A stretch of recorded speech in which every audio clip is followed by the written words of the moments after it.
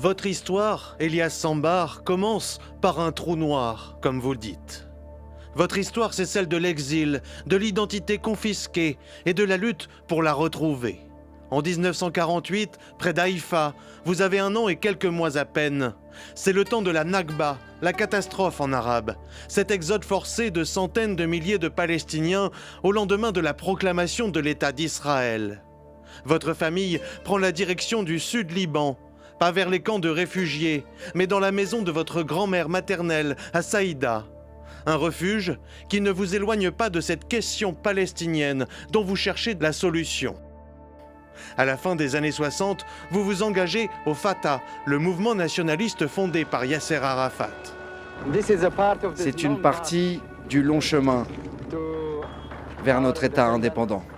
En 1988, vous êtes aux côtés du dirigeant de l'Organisation de libération de la Palestine. Il n'est pas encore le président de l'autorité palestinienne qui verra le jour en 1993. Assez de sang et de larmes, assez. Ces accords d'Oslo, vous en êtes l'un des artisans, Elias Sambar. C'est vous notamment qui négociez la question des réfugiés et de leur retour vers une terre dont il faut cultiver l'image aux yeux du monde pour la faire exister.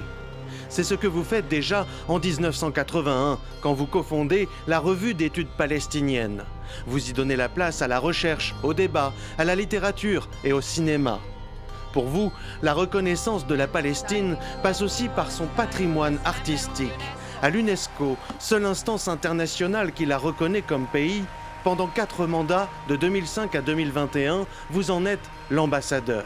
Je suis convaincu qu'une des charges de l'État est de mettre à disposition de ses citoyens de la beauté.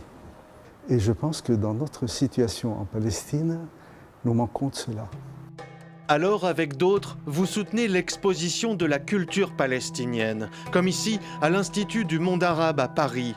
On y aperçoit votre ami, dont vous êtes aussi le traducteur en français, le grand poète Mahmoud Darwish, disparu en 2008. Après la terreur du 7 octobre et dans le fracas des bombes qui meurtrissent la bande de Gaza depuis 8 mois, ces vers peuvent-ils encore être entendus? Laissez donc, ô invités du lieu, quelques sièges libres pour les hôtes, qu'ils vous donnent lecture des conditions de la paix avec les défunts.